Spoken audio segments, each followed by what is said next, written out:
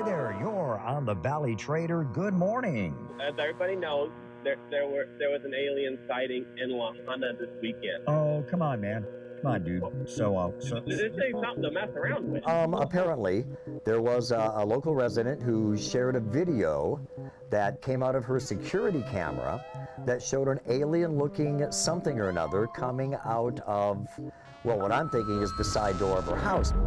The video isn't quite what this La Junta resident was expecting to wake up to at the beginning of June. I always get notifications if there's any movement on one of the cameras, and I saw what was on the video, which was something walking away from my home in my driveway. And it's like, you know, it was there and then it wasn't there. I showed my son, and we were just saying, what the heck is that?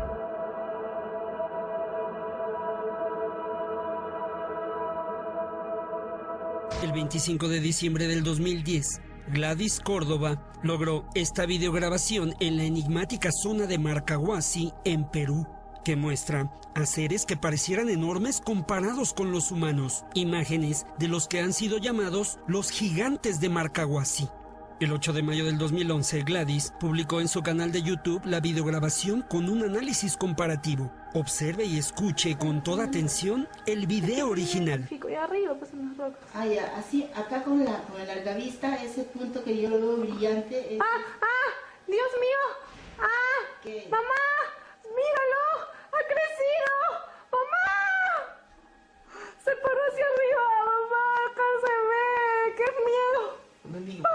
¡Ay, qué miedo! Me voy a poner a llorar. Evidentemente, la testigo quedó impresionada cuando observó a un ser enorme ponerse de pie, y así notaron su verdadero tamaño. Obsérvelo nuevamente en esta amplificación. De hecho, Gladys Córdoba, en el análisis comparativo del video, presenta dos tomas del mismo lugar. La toma de la izquierda muestra el tamaño de los seres humanos, y la toma de la derecha al misterioso ser con una estatura de cerca de 3 metros. Obsérvelo detenidamente. Una roca afilada a la derecha es una buena referencia para comparar el tamaño de este ser con aspecto humanoide y gigante.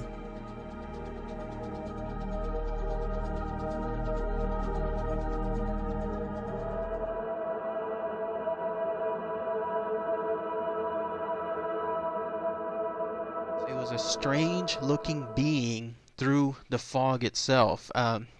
Whatever this thing was, it also happened to notice him. And the way the angle was, this thing, whatever it was, just happened to be on one of the slopes of the moor, kind of close to the crest of the slope.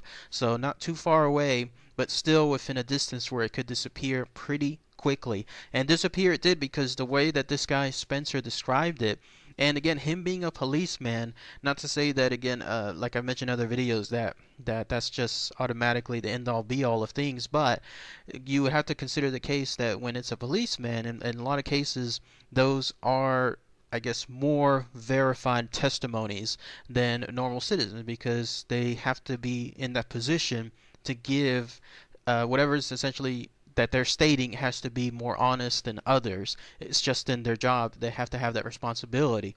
So the way he was stating it was, when he was looking at this thing, it in turn saw him. He quickly took aim of his camera and happened to capture the creature in that one exact moment for all the world to see. Just that one picture, apparently, because this thing, whatever it was, it waved at him, but not in like a hello type wave. Instead, it was the sense that, and the way I was reading it, like all this was just happening in a matter of seconds. Him finding it looking back at him taking the picture, and then this thing waving back at him. It was waving in a sense for him to stay away. So imagine that, like if you can picture in your head this creature, how it's looked at, waving in that particular, I guess, stance, stating, get out of here kind of thing. That's when it began quickly running away. Now, how fast this creature was, who knows, but the sense that I got as well was that it was pretty fast, because in a very short span, it was across that crest, that top of the hill, and that's when it was left unseen. So This guy Spencer could have done one of two things. Either A, he could have stood there, ran away, or B, he could have run towards the creature and on the other side to see what was occurring. He took the latter. He actually went, and this, the way he stated, was he acted purely on impulse through not any kind of fear of any kind, just instead wanting to see what this thing was. He ran towards it, but as he did so and he reached the other side of the top, that's when, to lo and behold, he saw a UFO quickly rise up from the moor grounds there on the other side and very, very quickly just disappear straight up into the sky. It must have been so quick that he stated he was not quick enough himself to photograph this creature, and that was it. That was his encounter. So again, I could picture all of this happening probably within about 15 seconds at most, from the very first instance of him seeing this thing to this thing waving back, him trying to take the picture, and then it going over the hill and him going after it, and then the UFO quickly rising. I could totally see this happening within about 15 seconds at most. So what he did afterward was he immediately took it to a place to get developed. He had this photograph analyzed by a wildlife expert. They in turn stated that it was no known animal that could be this creature, because whatever it was obviously humanoid looking, but it was only about 4 feet tall. And the way it looked, it definitely did not look like any known human. And finally, he also took it to Kodak Laboratories, wherever that was, there in Hemel Hempstead, that's the location. And he took it there, and it was analyzed for the sole purpose of trying to determine, was this an original film, like whatever he captured on the film, or was it something that he manipulated and was added later on? No, in this case, it was decided that it was all original. Whatever this thing was truly was indeed captured within the film. He did not do any tampering of any kind, and it's been enhanced by computers to try to analyze it even further, I guess, try to bring out more of the detail with it.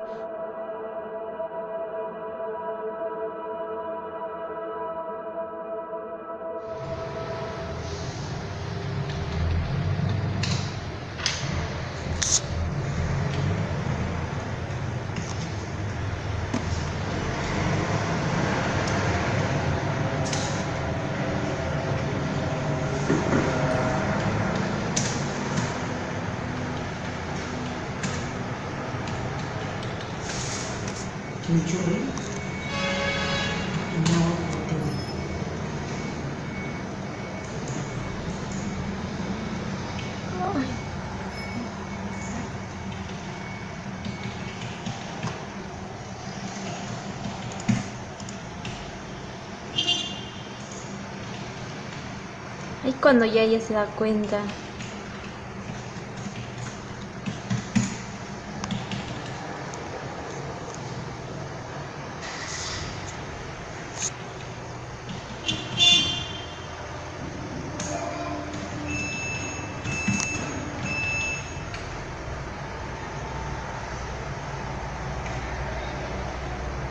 Ahí se encuentran cara a cara con Juan.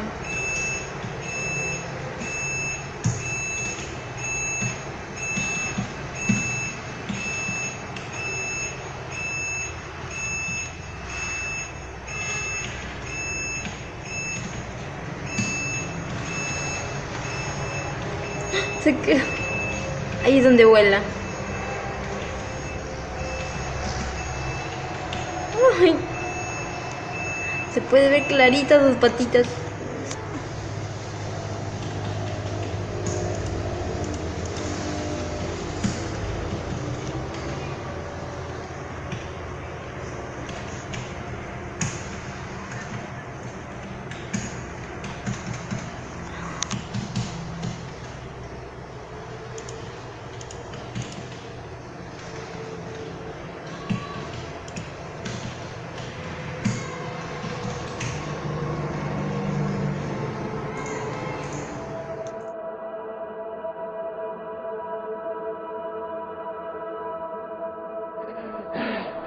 You see it?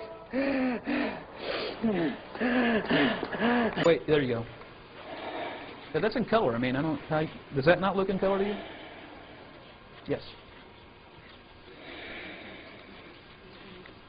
Yes, I'm going to talk about that. Now this is after he's brought this thing home. He was, as you can see in the forest video footage, he was extremely distraught. He was you know, having a reality check because he didn't understand what was going on. He was extraordinarily sick. He'd been vomiting for over an hour. He was dehydrated, and that's why he was wheezing and panting. Plus, he was in a higher altitude, so the oxygen was thinner up where he was at. So he's running around the forest. He's dehydrated. He's sick. Well, he wrapped this thing up and decided he was going to try to hide it.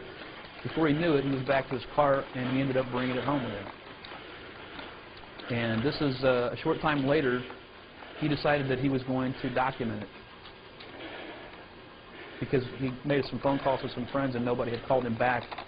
Curiosity got the best of him. He came home, got cleaned up, and then went and got this back out of the freezer that he had put it in his garage because he was afraid it would decompose. And now he's going to do a little physical examination on his own.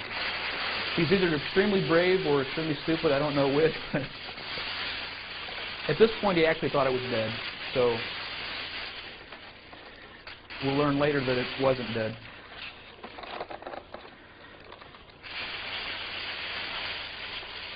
This is the thermal blanket he wrapped it up in, and he had some straps he had wrapped around it that he had taken off his backpack.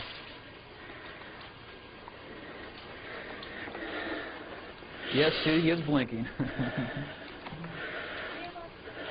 Now, he didn't actually see it blinking when he was recording this. He was looking through his viewfinder in his camcorder, which was a black and white viewfinder. It was about 1 inch square, and that eyeball probably represented about 2 or 3 pixels in that display. So it would have been very difficult to see. You watch the eye there as it kind of opens as he turns its head.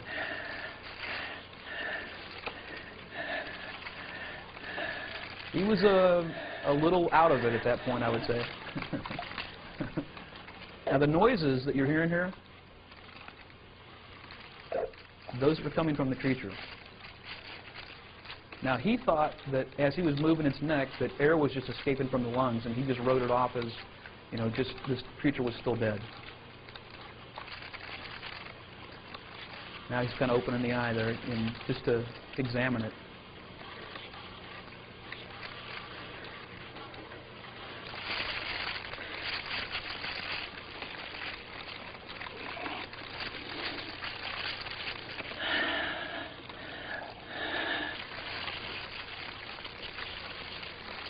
He's filming with one hand and moving it around with his other, so it's kind of hard. You can see him kind of feeling out there because he's...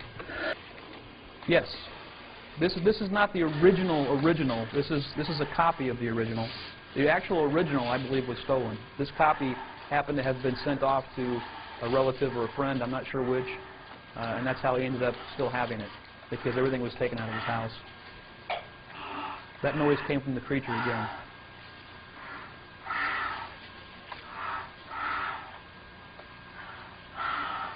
Powder. Now, I'm not sure he had any interest in really getting that. That came from the creature too.